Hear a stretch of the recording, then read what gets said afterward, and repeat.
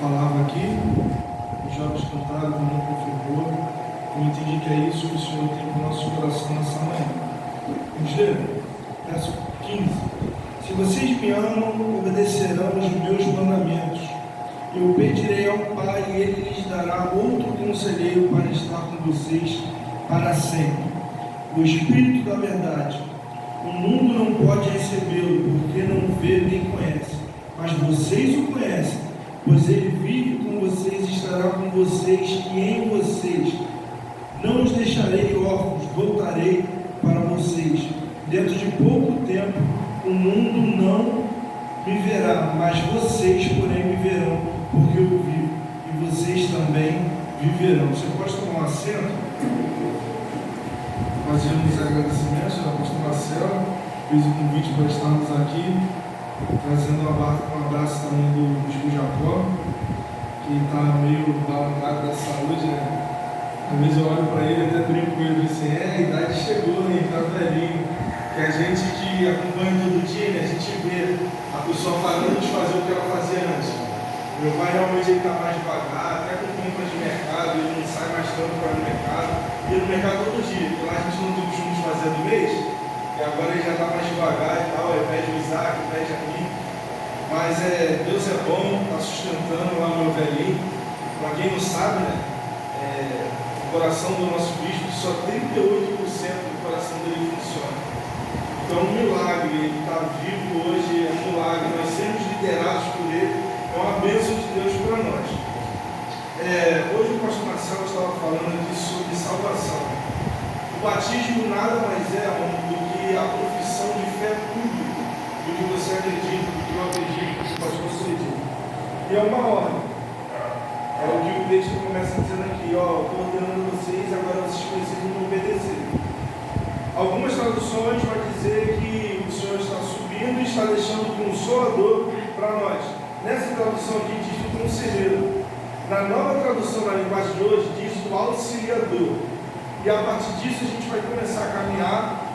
Eu prometo que a gente, em 20 minutinhos, consegue esclarecer e entender a mensagem que o Senhor tem para nós. Nós vamos ter outro momento ali, né? Vocês estão acostumados a me ouvir cantar muito, né? Hoje eu vou falar mais do que cantar. O Espírito Santo, a primeira coisa que nós precisamos entender, o Espírito Santo é Deus. E essa coisa de trindade, de primeiro, segundo e terceiro lugar, não existe. Deus é trino, Deus é Pai, Filho e Espírito Santo. Mas Deus não é o primeiro, Jesus não é o segundo, o Espírito Santo não é o terceiro. Todos eles ocupam a primeira posição. O Espírito Santo não é menos importante do que Deus, Deus não é mais importante que Jesus, Jesus não é mais importante do que Deus. Todos eles são um só, todos eles têm a mesma importância. E como que a gente se refere ao Espírito Santo? Exatamente como uma pessoa. O livro de Timóteo vai dizer lá para orientar para nós que o exercício físico de nada tem proveito, mas os espirituais sim tem proveito aqui e no porvir. O que Timóteo está dizendo? Que é pecado para academia? Não. Timóteo não está dizendo isso. Mas Timóteo está falando assim, vocês que se preocupam muito com o exercício físico, ele tem validade, ele acaba. Mas eu indico para vocês, além do exercício físico, o espiritual, que ajuda vocês nessa caminhada aqui e ajuda vocês a chegar no porvir, a chegar na glória. Tudo isso apontando para a salvação. E a gente vê algumas características, né? E como os dons do Espírito, que são 9, a gente pode citar 3 aqui, que é o amor, a paciência e o domínio próprio. Tem uma cena de um filme que ela passa muito aí no Facebook, Instagram, que é o velhinho falando, Deus não vai te dar paciência, Ele vai te dar a oportunidade de ser paciente. Deus não vai te dar o domínio próprio, Ele vai te dar a oportunidade de exercer o domínio próprio. É exatamente isso. Não é um dia você chega aqui e você é batizado com paciência. Não, amanhã, lá no trabalho, vão te agoniar e você vai ter a oportunidade de ser paciente. Quando você estiver na rua, sei lá, jogando bola, e um cara te dá um bandão, tu vai ter a oportunidade de exercer o domínio próprio e não ir para cima dele. Exatamente isso, são oportunidades que o Senhor planta no nosso cotidiano para que nós possamos frutificar e fazer florescer os frutos do Espírito. Como que eu gero frutos? Sim, se relacionando com o Espírito Santo, assim como Timóteo nos orienta. O relacionamento com o Espírito Santo não é algo banal. Por exemplo, como a gente disse, o Espírito Santo é uma pessoa. Uma prova disso é que a gente entende que uma das características do Espírito Santo é o fogo, correto? Uma outra característica do Espírito Santo, que a gente pode ver a manifestação do Espírito Santo, é o vento também. Só que você não liga o fogão lá, o fogão e começa a conversar com o fogo. Você não está na praia e sente aquela brisa e começa a conversar com o vento. Você fala assim, vento, quer tomar uma água? Vento, como é que você está? Como é que foi o teu dia? Vento, o que você está achando disso? O que você está achando daquilo? Você não se relaciona com coisas, você se relaciona com pessoas. E a partir do momento que a gente entende que o Espírito Santo é uma pessoa, nós entendemos a necessidade desse relacionamento diário, nós entendemos a responsabilidade que é estar perto do Espírito Santo, e como o texto diz, que é o nosso conselheiro. Jesus, ele caminhou nessa terra e ele foi a maior pessoa que direcionou as pessoas para o Evangelho, que aconselhou as pessoas para o Evangelho, que auxiliou as pessoas para o Evangelho. E agora, quando ele está subindo, a promessa que ele deixa, vocês não estão desamparados. E para pensar, entra na mente do discípulo agora. Caminharam 3 anos com Jesus, então toda a segurança deles está nesse cara que caminha com eles. E agora esse homem está sumindo. Então, entra na mente do discípulo e começa a imaginar, vixe, eu acho que vai dar ruim agora. Ele me ajudava muito, pastor. Ele estava comigo lado a lado, ele me falava, vai por aqui, vai por ali, não faz isso, faz aquilo. E agora ele está indo. Jesus, entendendo essa necessidade que eles tinham, logo consola eles, falou assim, calma, calma. Eu vou deixar um para vocês, que é o Espírito Santo. Espírito Santo, como fogo, a gente entende que no mínimo existem 3 características dentro da característica fogo. O fogo, primeiro, ele ilumina. A primeira característica que a gente consegue enxergar. Sempre tem aquele filminho que a pessoa entra na caverna lá, assim, com fósforo, ilumina a caverna toda com fósforo. Sempre tem aquele filme que tem alguém com uma lamparina ou um lampião, uma coisa assim, que a gente entende que o fogo ilumina. Então, já que o Espírito Santo é uma pessoa, nós nos relacionamos com ele, e a partir do momento que a gente aceita Jesus, a partir do momento que a gente desce as águas, nós recebemos o Espírito Santo está em nós precisamos cumprir a função de iluminar. Aleluia. E pare para observar, se o Espírito Santo é fogo, e o fogo ilumina, e ele está dentro de nós, se nós não iluminamos, nós estamos sem o Espírito Santo. Meu Deus. Olha a gravidade que é alguém olhar para você e falar assim, não, esse não ilumina. O que ele está dizendo para você esse já não tem mais o Espírito Santo. Esse já não se relaciona mais com essa pessoa que é o Espírito Santo. Outra característica é aquecer. O fogo aquece. A gente sempre vê também nos filmes, hoje o ponto de referência está sendo os filmes. Filme quando a pessoa está com muito frio, o que ela faz? Acende uma fogueira e fica pertinho do fogo. A gente vê muito isso acontecer, porque uma das funções do fogo, uma das coisas que o fogo traz, como a sua consequência de existir, é aquecer. E a outra coisa que é a mais importante é que o fogo purifica e o fogo consome. Muitos dizem que, até é verdade, mas eu acredito que não é a grande verdade do fogo. Deus é amor, mas Deus é fogo consumidor. Aí o que a gente pensa, o que as pessoas logo falam? Que Deus é aquele consumidor do ódio. Sai fulminando tudo, sai destruindo tudo. Não, não é esse o fogo consumidor. O fogo consumidor que é relatado aqui para nós é o fogo que consome o pecado, é o fogo que consome a mentira, o fogo que consome a inveja, o fogo que consome a ganância, o fogo que consome a soberba. É o fogo que está em nós e nos limpa, nos purifica, porque o Espírito Santo é o nosso auxiliador, como o texto diz para nós. Jesus está subindo e está deixando para eles o consolador. Eu deixo para vocês um rapaz aqui que vai auxiliar vocês. Esse é o Espírito Santo. E eu digo outra, ele purifica vocês. Ele prepara vocês para chegar no porvir, que é a salvação. A gente consegue ver Isaías, quando ele contempla os céus abertos e aquela glória toda, o anjo vai e toca com a brasa nos lábios dele. E ele está dizendo para o céu: Senhor, eu sou um homem de lábios impuros, eu habito no povo que tem lábios impuros. Eu falo que não devo e ando com gente que fala que não deve também. E aí o anjo toca, e a partir do toque do anjo, Isaías é purificado de toda a impureza. Porque o fogo consumidor tira tudo de nós que nos impede de chegar no porvir, que nos impede de alcançar a salvação. Aleluia, Jesus. Estevão, cheio do Espírito Santo, pastor, viu os céus abertos também, foi apedrejado, mas não largou a verdade, porque o Espírito Santo nos agarra a verdade bíblica.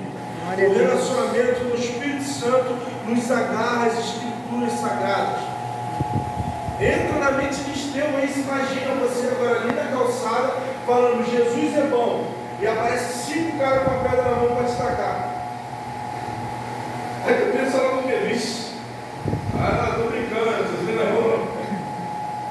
Estevão, as pessoas estavam ali, prontas para atacar ele, e ele não desistiu da verdade bíblica. Ele continuou pregando, ele continuou anunciando o Evangelho, ele continuou segurando firme o Evangelho em suas mãos e nos seus lábios. E ele continuou pregando e morre pregando o Evangelho, cheio do Espírito Santo. A Bíblia vai dizer para nós. Um outro encontro incrível de Paulo. Paulo se depara com Jesus, que também é o Espírito Santo. Alguns dizem que ele cai no cavalo, mas a Bíblia não diz isso, só diz que ele cai no chão. E após esse momento, para pensar, Paulo matava crente, meu irmão.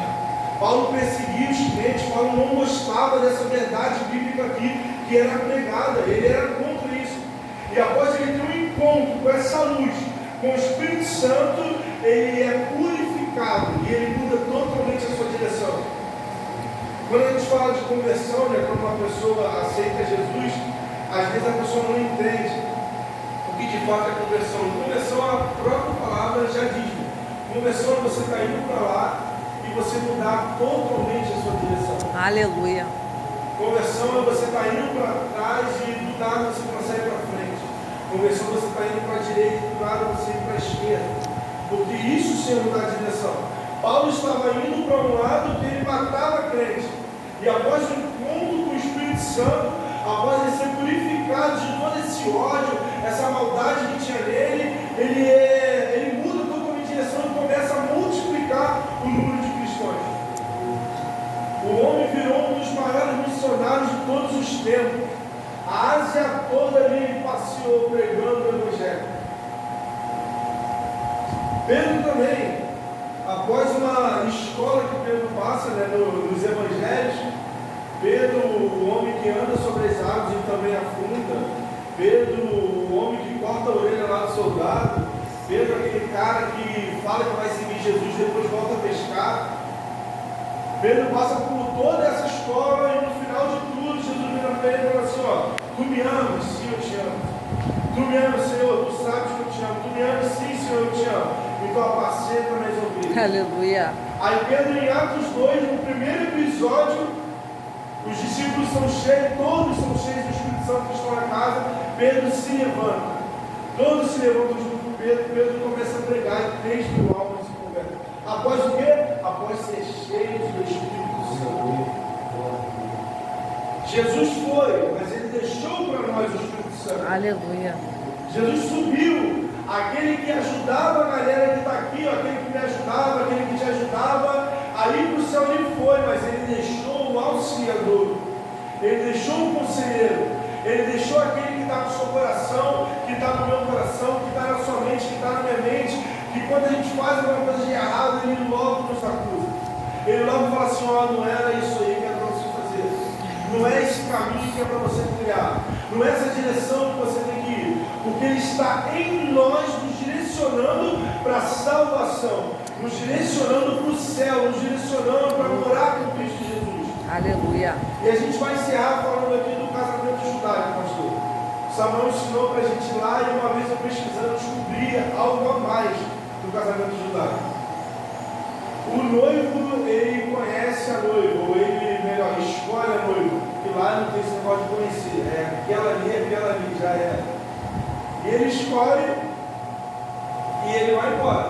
Vai embora, ele paga um dote, ele paga o preço e vai embora. E essa noiva ela começa a se preparar, porque essa noiva tem um preço, ela tem um dote.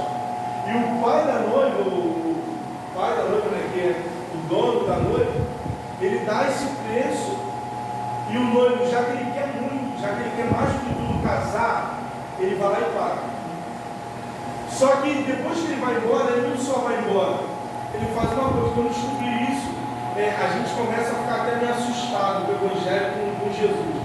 Eu acho coisa que Jesus simboliza para nós, mostrando o seu plano de salvação, que a gente fica abismado. O noivo só não vai embora. Sabe o que ele faz? Ele chama o melhor amigo dele e deixa com a noiva. Sabe para quê? Para a noiva conhecer o noivo estando longe. Parou para pensar, conseguiu entender?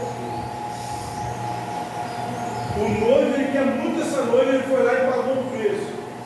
Ele tem que ir embora porque ele não pode ficar junto com a noiva. Então ele pede um amigo dele para ficar com a noiva. Aí o amigo fica assim, o noivo, ele gosta de bife e batata frita, então faz isso aqui, O noivo, ele gosta de roupa preta e branca, ele gosta de roupa colorida. O noivo, ele gosta de chegar em casa, tomar banho, assistir uma série e dormir. O que o amigo está fazendo? Ele está apresentando o noivo para a noiva, porque o noivo está longe. E um dia isso aconteceu conosco. Aleluia. Um dia isso aconteceu comigo. Um dia aconteceu contigo, irmão. O noivo chamou glória a um preço Deus. em mim, chamou um preço em você, chamou um preço em você. E ele decidiu pagar. E ele foi lá para a cruz e pagou. Aleluia. Ele sofreu, ele apanhou, ele carregou uma cruz. Tudo aquilo que a gente vê no filme de crucificação não chega perto do que o Senhor Jesus passou comigo e com você. E ele decidiu pagar esse preço e ele teve que sair. Mas antes de sair, ele deixou um para nós. Ele plantou o Espírito Santo na terra, ele plantou o Espírito Santo em mim, ele plantou o Espírito Santo em você, a fim de te auxiliar, a fim de te apresentar ao noivo, a fim de te dizer: não faz isso porque o noivo não gosta. Não caminha para esse lado porque o noivo não gosta. Aleluia. Se você ir nessa direção, o noivo não casa com você. Se você fizer isso, o noivo não casa com você. Se você continuar da mesma forma, o noivo não casa com você. Então faz assim porque o noivo quer uma noiva assim. Então caminha para cá porque o noivo quer uma noiva que caminha para cá. Então vai para lá porque o noivo quer uma noiva que vai para lá. Porque o Espírito Santo está em nós, a fim de nos auxiliar a chegar no céu, alcançar a salvação. Esse é o Espírito Santo, uma das pessoas da Trindade. E no momento que a gente aceita Jesus, e no momento que a gente desce as águas, nós recebemos o Espírito Santo. Glória a Deus. Aleluia. Oh, o Espírito de Deus. E essa é a nossa mensagem de conforto. É isso que nos consola. Tessalonicenses, no final da carta, Paulo está dizendo lá para eles o que vai acontecer no fim do tempo. Os mortos vão ressuscitar primeiro, e isso vai acontecer, e vão perseguir, e no final de tudo ele fala assim: Jesus vai voltar. Aí ele fecha o capítulo dizendo: console uns aos outros com essas palavras. O que Paulo está dizendo? Paulo está dizendo que aqui até tem desemprego, mas console uns aos outros com essas palavras: Jesus vai voltar. Paulo está dizendo que aqui pode até ter doença, pode ter câncer, pode ter AIDS, pode ter sei lá o que for, pode ter Covid, mas console uns aos outros com essas palavras. Qual palavra? Jesus vai voltar. Eu creio, aqui aleluia. tem choro, aqui tem luto, aqui tem dor, aqui tem tudo de ruim, mas o nosso consolo é com essas palavras. Qual a palavra? Jesus vai voltar. Para receber Jesus, para Jesus nos receber, nós precisamos estar diariamente em contato com o Espírito Santo, que é o nosso auxiliador, que é o nosso conselheiro, é o nosso ajudador, é o nosso consolador, que nos consola de quê? Desse mundo ruim, nos consola da dificuldade, nos consola dos desesperos dessa vida humana. O consolo do Espírito Santo traz para nós é a salvação. É o caminho, é a trilha para chegar no céu. Você fique com essa palavra coração, como que você hoje, descendo as águas, você entenda que o Espírito Santo está em você, a fim de um só motivo, te direcionar para o céu, me direcionar para o céu junto contigo, para a gente ir para lá, junto com o pastor, junto com o Vitória, junto com o Marcelo, junto com sua mãe, junto com os seus amigos, cantar santo, santo é o Senhor nas alturas. Eu agradeço a oportunidade, fico muito feliz.